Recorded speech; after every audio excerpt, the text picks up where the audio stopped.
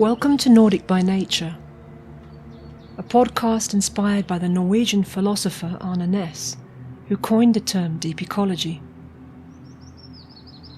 According to Næss's interpretation of Spinoza, happiness is best realized through living life to the full out in the world.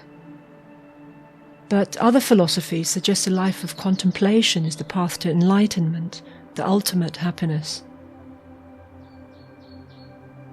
In a way, it is this struggle for balance of our inner values and desires with our external actions and reactions that makes the search for happiness a lifelong process, rather than a destination. You will now hear from two guests who have dedicated their careers to understanding the relationship of values to our behaviour and how a sense of well-being has a direct impact on the wider world around us. First, you will hear from Tim Kasser, currently Professor of Psychology at Knox College in Galesburg, Illinois, USA. Tim has performed extensive research on materialism, values, well-being, and environmental sustainability, among other topics. In 2018, he collaborated with the cartoonist Larry Gonick to create a graphic book called Hypercapitalism, the Modern Economy, Its Values, and How to Change Them. You will then hear from Dr. Karma Ura, President of the Center of Bhutan and Gross National Happiness Studies, located in Bhutan's capital city, Thimphu. Gross national happiness offers a framework of criteria for policy making and all kinds of human activity, including that of companies and corporations. The center has a mandate to research Bhutan's gross national happiness, culture and history of Bhutan, and policy-related studies.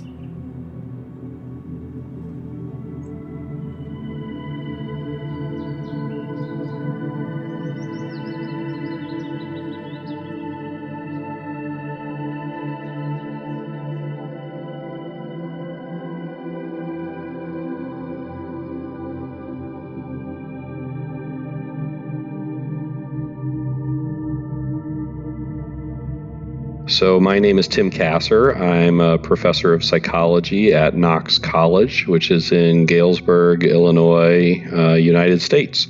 And I've been studying people's values and goals and how they relate to well-being and ecological damage and other kinds of things for about 30 years now. At the time that I started to move into the ecological work, I had already been doing a lot of work on people's values and goals and how they related to their own personal well-being, as well as to some social outcomes. And then a guy named Kirk Brown actually approached me and said, well, what about ecological stuff? So we did a study together around the year 2000, actually, where we began to look at how people's values and goals related to ecological outcomes, so people's ecological footprints and their ecological attitudes and behaviors. That really sparked my interest, and so I started to do more work in that realm.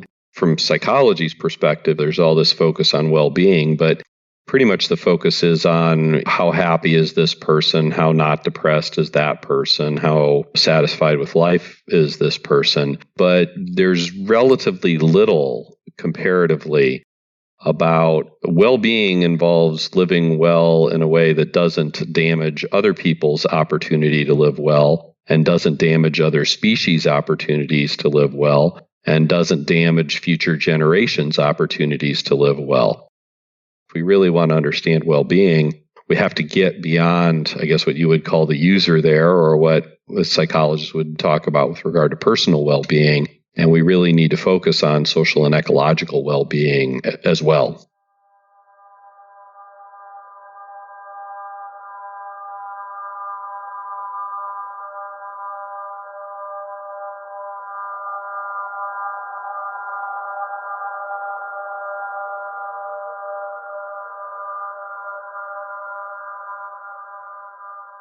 One of the major things that you would hear from politicians and others was that we can't focus too much on the environment because that will decrease people's well-being, because they'll have to give up X and give up Y and give up Z. And so what we really tried to do, and we were, I think, the first people to do, was to set out to test that idea. So is it the case that psychological well-being and ecological well-being are incompatible, or might they actually be compatible? And so in 2 studies, we measured people's personal well-being, so their life satisfaction, their experience of pleasant and unpleasant emotions. And then we also measured their ecological footprints and their ecological attitudes and behaviors. And what we found was that actually in both samples, personal and ecological well-being were positively correlated. That is, happier people tended to also be living more ecologically sustainable lifestyles. And I'll say a little bit more about that finding from the Brown and Kasser study, but I want to note that 2 years ago, I did a summary of the literature on that, and it turns out that that finding that personal well-being and ecological well-being are positively associated has now been replicated about 15 or 20 times in other samples cross-culturally, with lots of different kinds of measures of well-being, with lots of different ways of measuring environmental behavior as well. It does seem to be a rather robust relationship that Kirk and I discovered back in 2000. The other thing that Kirk and I were interested in is what is it that allows personal and ecological well-being to be positively correlated? What are the psychological mechanisms which allow those two things to go in concert with each other? We looked at 3 different possibilities, all of which had some data to support them. The first one, which was the thing I'd been studying for quite a while, was people's values. What we found was that part of why people who are happy are also living more sustainably is that they focus on values for their own personal growth and their own connection to other people and helping the world. And they focus less on values like making a lot of money, having a lot of possessions, having the right image, being popular, all those values encouraged by consumer capitalism. So one of the reasons that people can be both happy and sustainable is if their values orient them in a certain way, the natural outcome of a focus on those intrinsic values, we call them, instead of the materialistic values, is to be happier and is to live more sustainably. A variable that Kirk had been studying for some time, which is called mindfulness. Kirk was one of the early people in psychology to really look at mindfulness, which is the ability to be with one's thoughts in the moment in a non-judgmental way. And so again, what we found was that people who were more mindful were also living more sustainably and happier at the same time. So there's something about mindfulness which conduces towards both of those kinds of well-being outcomes. And then the third thing we looked at was lifestyle. So probably heard of the idea of downshifting or voluntary simplicity, where people decide that they're going to no longer buy into the normal work and spend lifestyle, but instead live a simpler life. And so in our study, we had 400 people, 200 of whom were simplifiers and 200 of whom were mainstream Americans. And again, what we found was that those who were voluntary simplifiers were more likely to be both happy and to be living more sustainably. Now, that was actually the weakest of the 3 factors compared to mindfulness and values, but it certainly did seem to matter. So that was essentially what we found. And for us, that's a pretty hopeful message. What it suggests is there are things people can do in their own lives, their lifestyles, with their values, with their mental practices, which can conduce towards both happiness and sustainability. And it shows that all those messages telling us that we have to sacrifice and give stuff up in order to have a sustainable world, that's actually doesn't appear to be true. And that's one of the things we found actually was that all 3 of those variables we were just talking about were kind of related to each other. So people who were more mindful tended to have more intrinsic values and to be less materialistic. And people who were voluntarily simplifying their lives also tended to have more intrinsic values and to be less materialistic.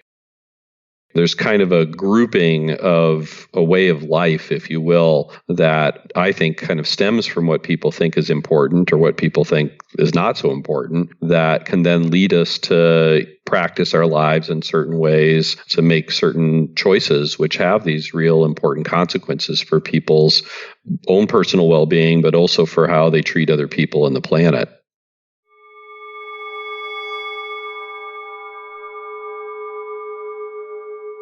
The intrinsic values are values for things like your own personal growth, for family, and for helping the world be a better place. The extrinsic materialistic values are things for money, image, status. And one of the things that we've learned in the last 10 or 12 years about those values is that they stand in a dynamic opposition with each other. They're in a kind of a tension with each other.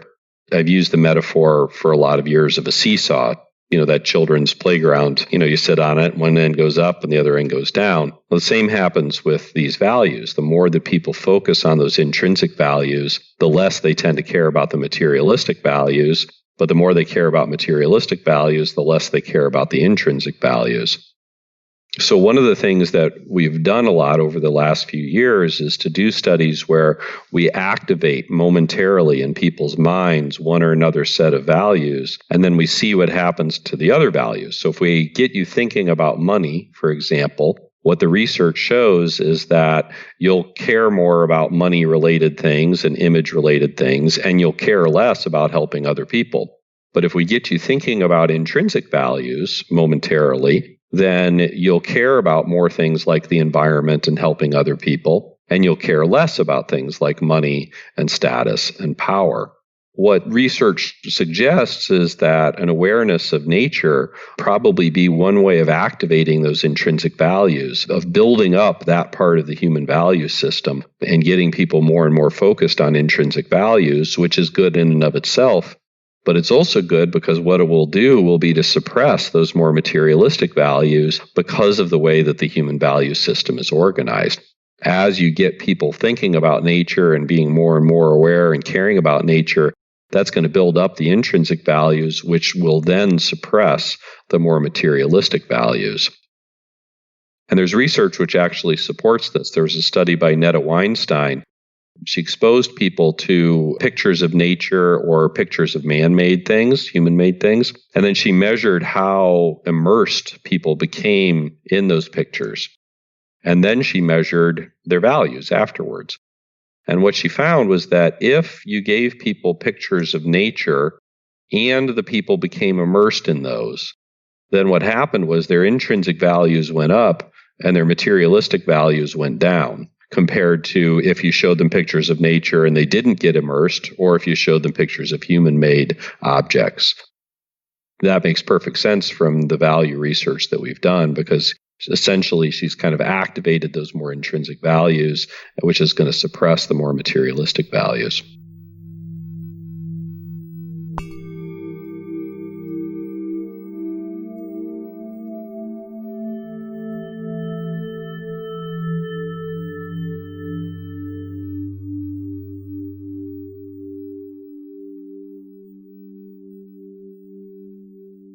WWF Scotland, probably 10 or 12 years ago, did something called, I think it was called the Natural Change Project.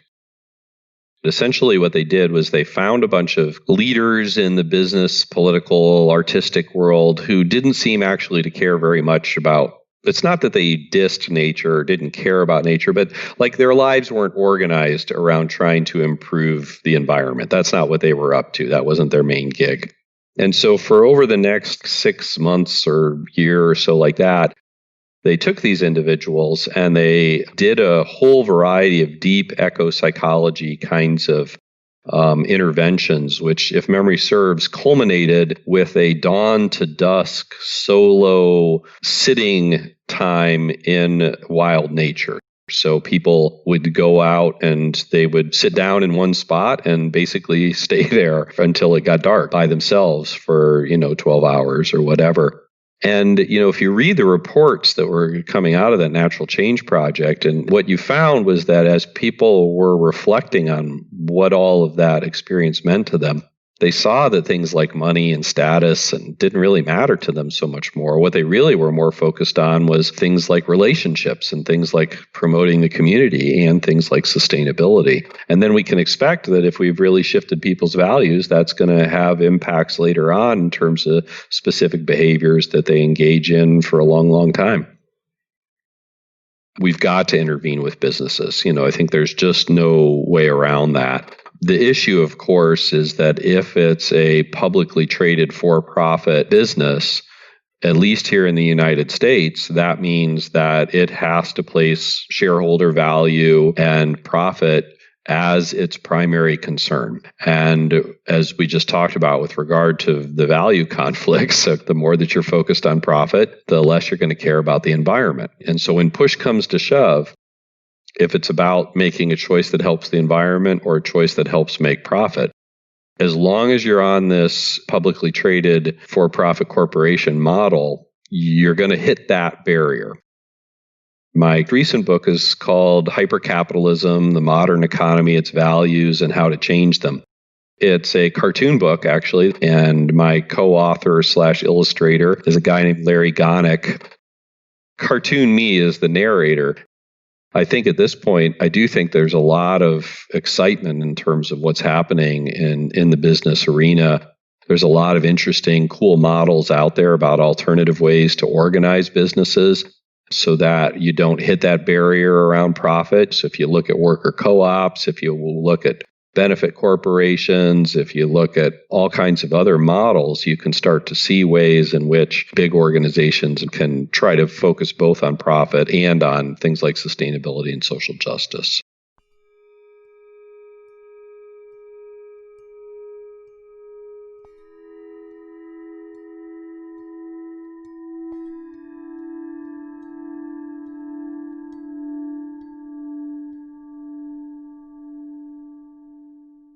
Capitalism is a particular economic system, and we could talk about what it entails, but I think what happened after World War II, and then especially in the late 70s and early 80s in North America and in Europe, was there was a real shift towards a more extreme form of capitalism than was in place before, and I think that's when you have globalization coming in. That's when you have much more pushes towards privatization.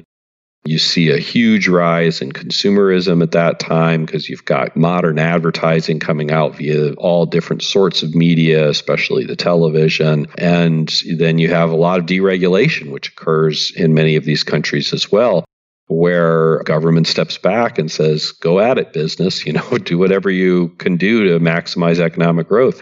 And so this fetishism of economic growth and of buying stuff and of money making and profit and all of the rest really began an era where I don't think we were in capitalism anymore. I think we had moved on to a more extreme version of capitalism that, by putting all of these materialistic values at the forefront, began to suppress even more and more and more values like equality, values like caring about the environment, et cetera. And indeed, it's around that time when you start to see work hours go back up, you start to see indices of inequality go up, you really start to see lack of movement on a lot of environmental issues. So that's how we understand hypercapitalism. It's a term that's been around, invented by somebody else. It definitely seems apt to start to talk about what is the political, economic, social system that we find ourselves under in much of the world at this point.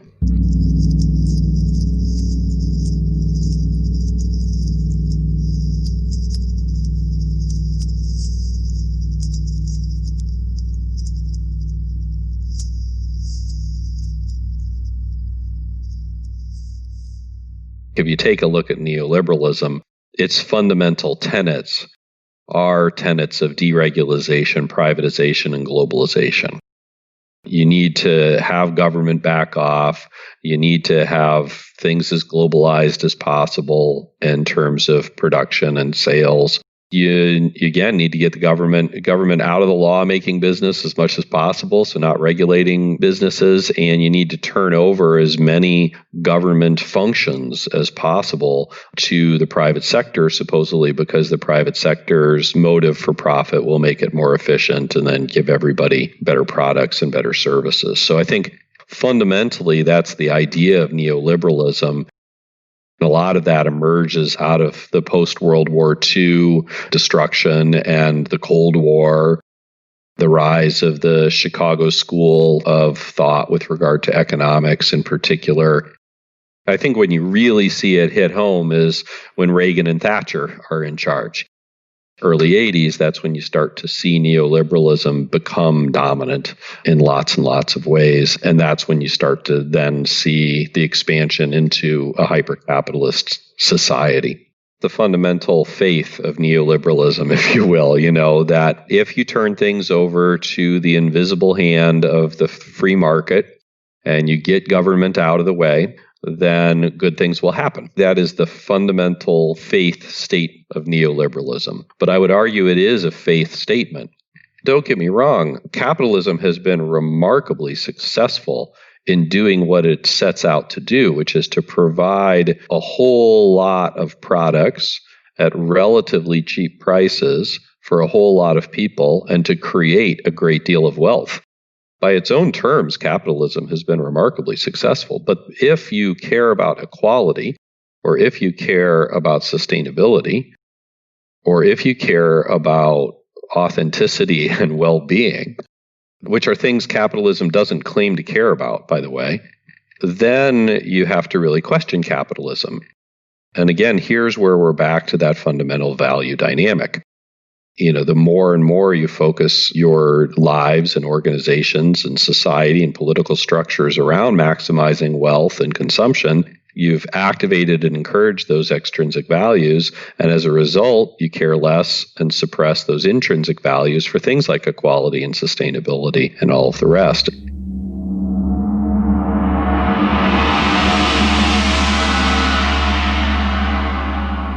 If we can trust all of the data we're getting, we know that things are headed down the wrong road. And so we can either throw up our hands or we can start to develop alternative models. What we have to do is to start developing those alternatives and really work on them and figure them out so that we can try to prevent the bad things from happening, if that's still possible. And if it's not possible, then when the bad things do happen, we can say, hey, try this, not that. Here's a place where I think that the Nordic nations and then the Northern European nations as well, Denmark and the Netherlands and Germany have been real leaders, have really pushed to develop these alternative models, to develop alternative practices, to try to make some changes at a structural levels and in lifestyle levels to show it's possible. And again, I would go back to where we started our conversation a while back. What's also fascinating is that those are some of the happiest nations in the world. So, and you can argue about why that is, but the fact remains that these nations that are moving in these more sustainable ways, also in study after study, Denmark, Sweden, Norway, and Finland and the Netherlands are oftentimes among the happiest nations in the world. It's actually a pretty short period of time that we've been under globalization in the scope of human history. So it's been 40 years. That's a blip in this course of history. What we know is that when people focus on intrinsic values, they focus less on materialistic values. They're happier, they act in more pro-social ways, and they live in more ecologically sustainable ways.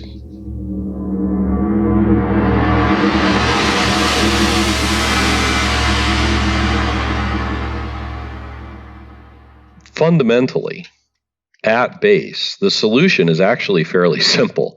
How do we orient our personal lives, our businesses, our communities, and our governments around intrinsic values rather than extrinsic values?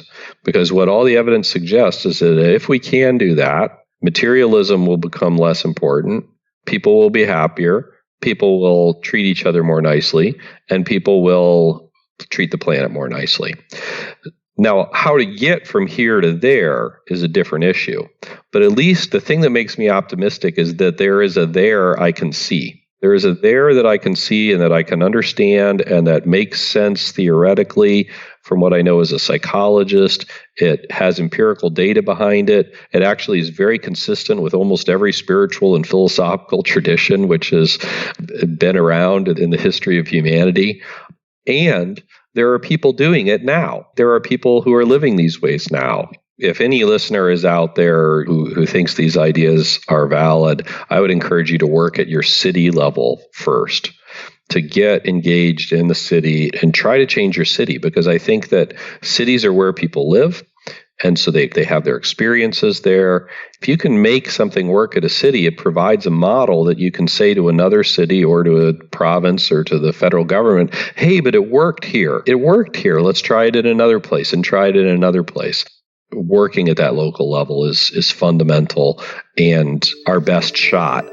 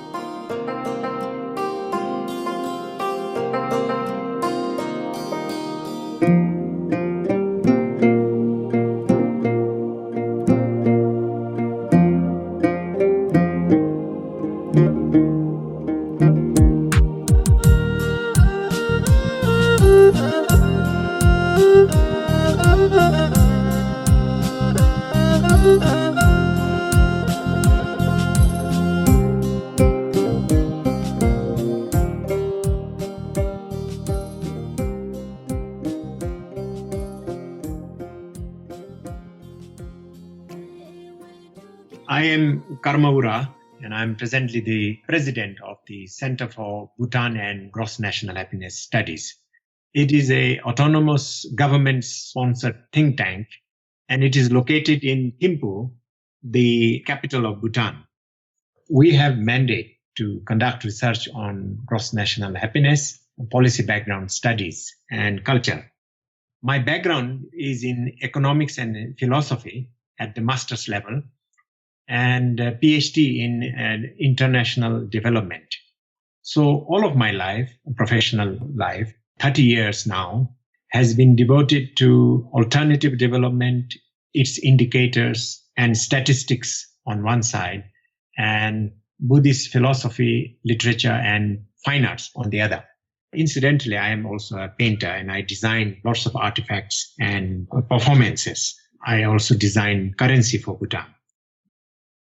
I have painted the murals of a whole temple and also designed a national festival which is held on 13 December every year.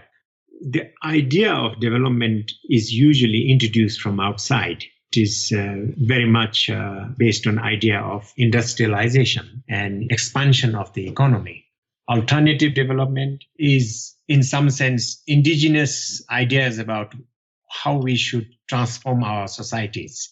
If you have certain ideas about transformation of society, different destination goals, and that would qualify as alternative development. Goal in this context in Bhutan, it would be happiness of the people. The goals of development in the case of Bhutan involves 9 domains of gross national happiness. Living standard is only one of the 9 goals of development. So the others are health, education, and living standards. These are fairly well-known ones and followed everywhere else also. And slightly new ones are good governance, environment or ecological resilience, and cultural diversity and resilience. So that comes to 6. But I think the last 3 are fairly on the frontier of development. And these are psychological well-being, community vitality, and balanced time use over 24 hours. So I think we consider these 9 domains of gross national happiness as cause and conditions of happiness.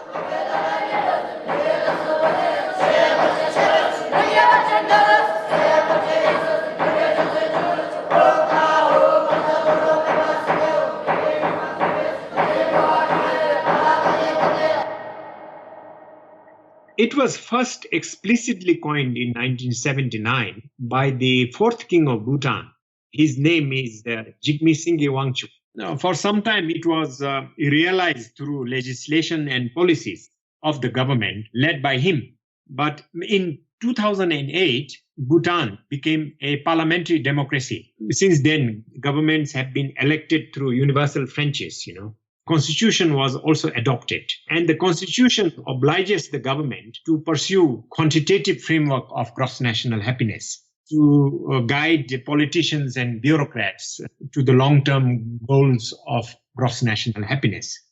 2006, we adopted the concepts of 9 domains of gross national happiness, and along with it, we were directed by the 5th king of Bhutan. He commanded the creation of Gross National Happiness Index in 2006. So since then, we have had a quantitative framework of gross national happiness.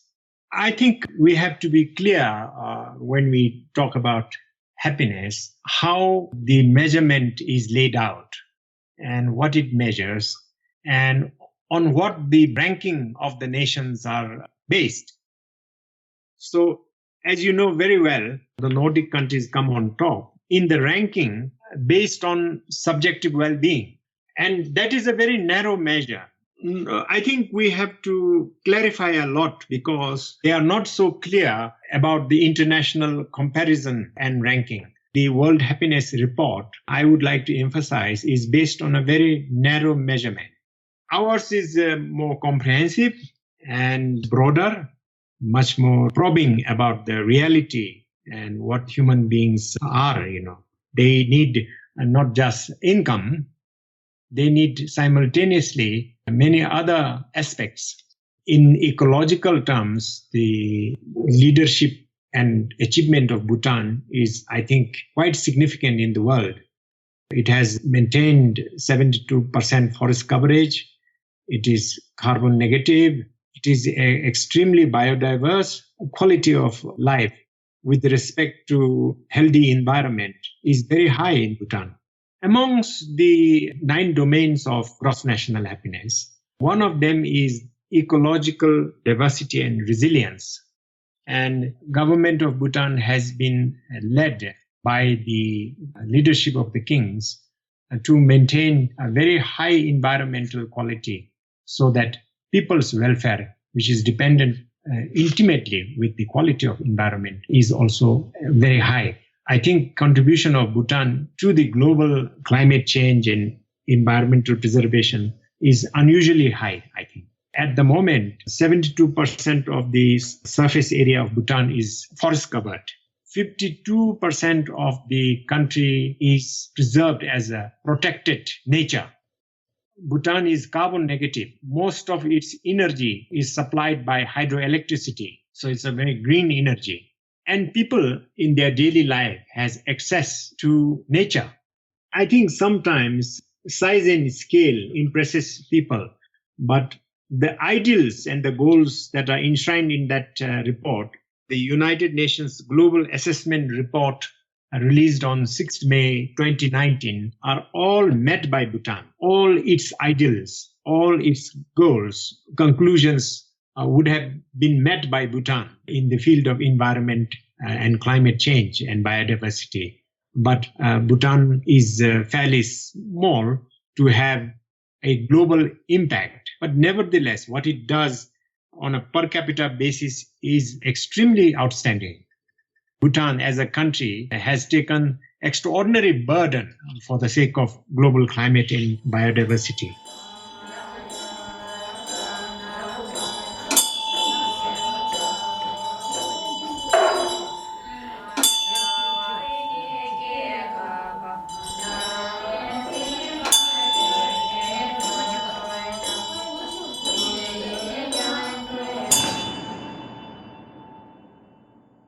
The 9 domains of gross national happiness are psychological well-being, that is, emotional and spiritual aspects of well-being. Community vitality, since we are social by nature, companionship and good relations are at the forefront of well-being. So community vitality.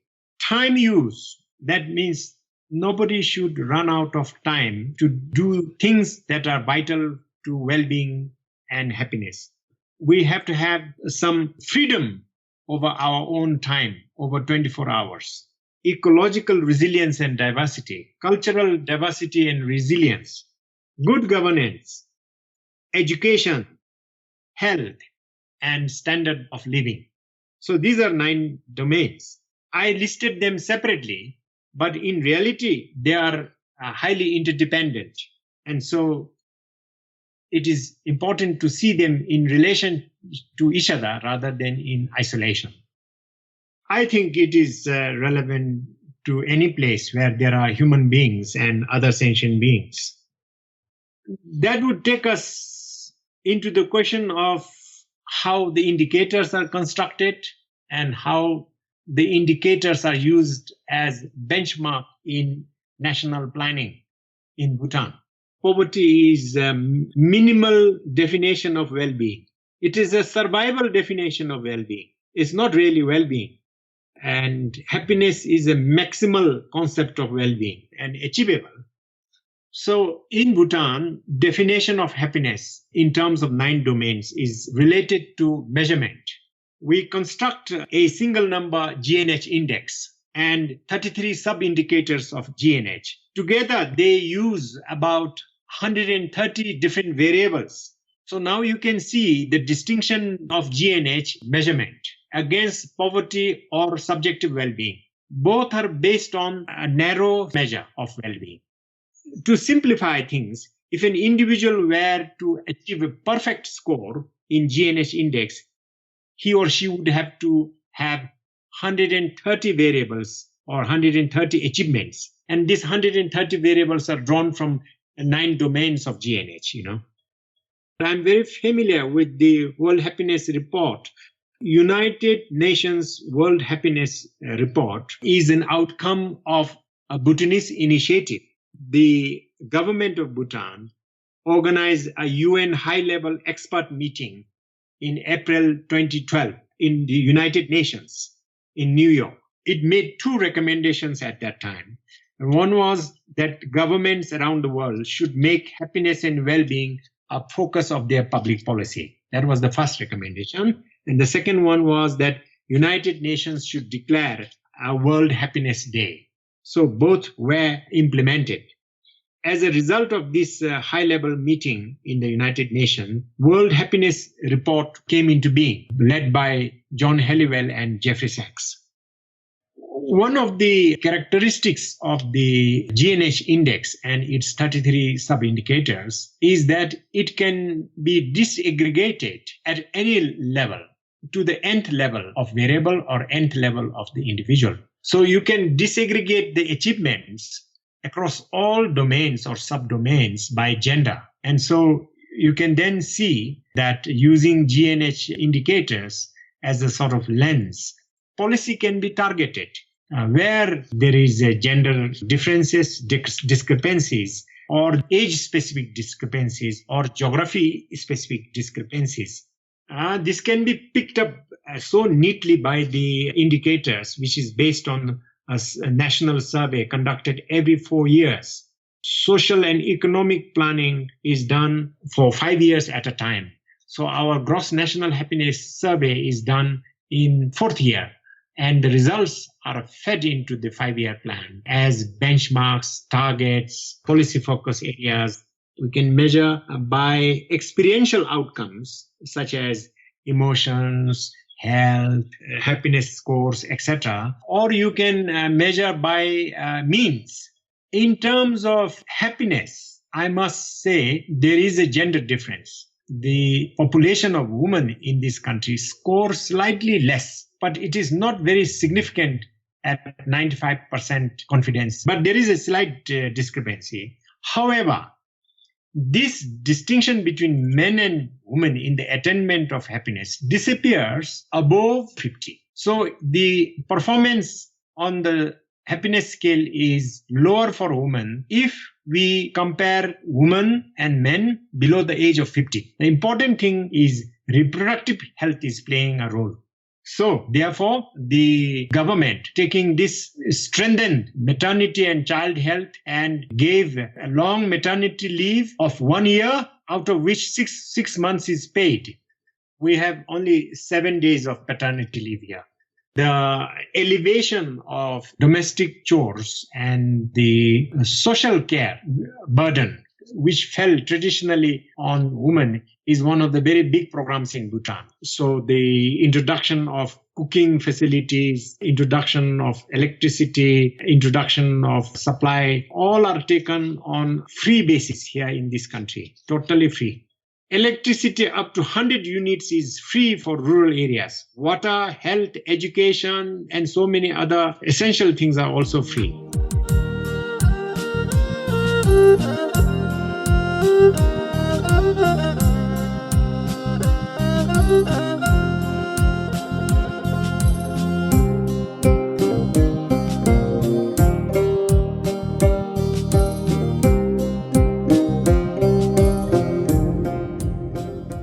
Education is free.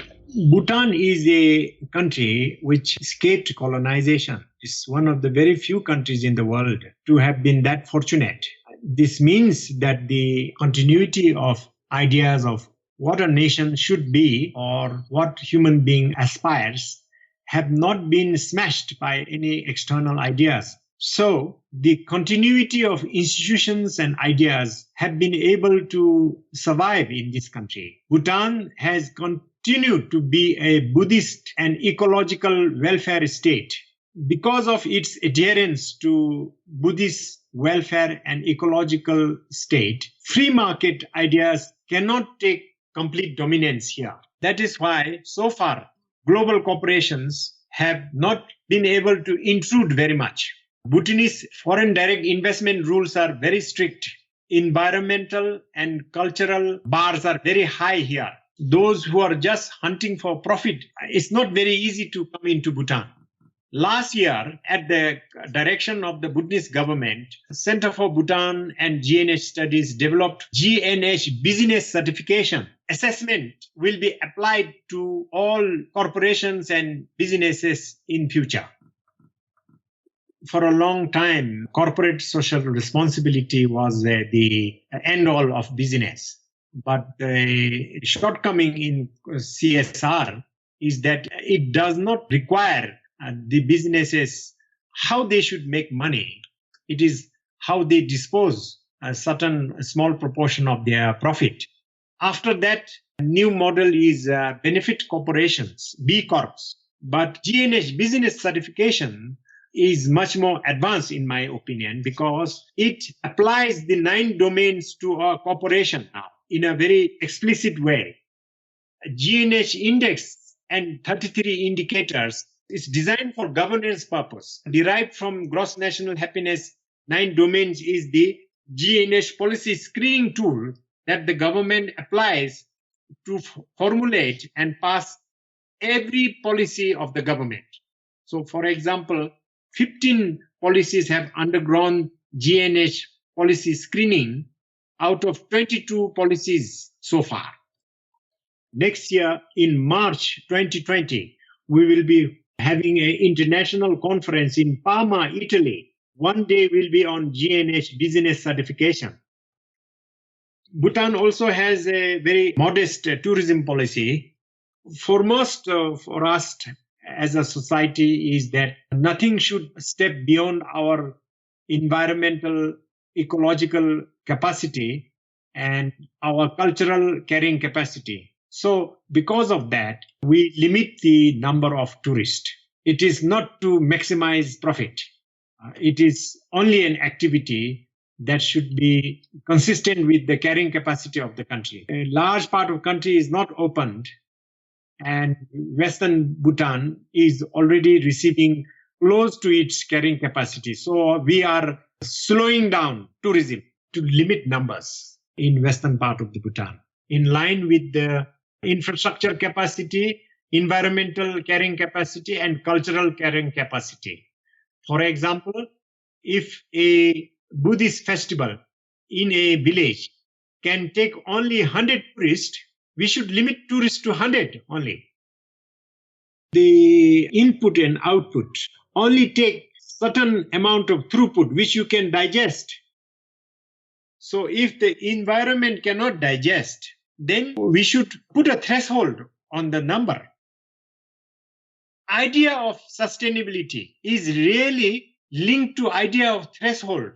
We have to have certain limit in the size of activity, size of industry, size of the sector. We should not let it balloon out of ecological context.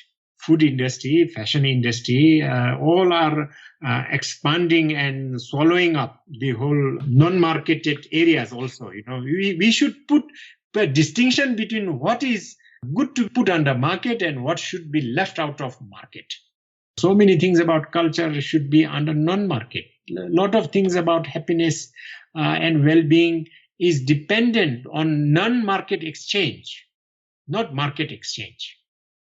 The reciprocity of time to give social and emotional support, cultural work, social work, they have use value on its own, not exchange value. Culture and community comes under that kind of non-market transactions. Rather, reciprocity, one should say. And in the psychological well-being domain, it's equally important now with the plague of mental health problems around the world, So we need devices in terms of indicators to check on the level of positive emotions across the population, like compassion, generosity, calmness, forgiveness, contentment, or conversely, we need a measurement amongst the population, the distribution of negative things like anger, jealousy, fear, worry, sadness, we need to know more about it. People may be seething with negative emotions, although it is not showing up in the GDP. Government needs to know the interior world of citizens, how they feel in the spectrum of negative and positive emotions. Advanced warning mechanism should be there to know the emotional state of the people. If you do not, then the only way to express these latent things will be through vote, which will be seized by polarizing politicians. That's not healthy. Before it lands in the lap of radicalizing politicians, scientists, psychiatrists, social scientists needs to know, planners need to know, so that we can address them. At this moment, we are almost at the end of developing urban happiness framework. So the very mere fact whether they are living in a city which is adverse to their happiness is become very important. And it seems that most of the people will live now in urban sites. We have decided to work on this development of a urban happiness framework in the domains of culture, ecology, and community vitality. They are surging ahead in terms of two areas: living standard, education. Division is emerging in the country between those who live in rural areas and urban areas. Now we want to reduce this gap. We can assess the current state of city planning, and we can also guide city planning. the detailed arrangement of the urban planning that is sensitive to well-being and happiness has become urgent, really urgent. It's a structural issue.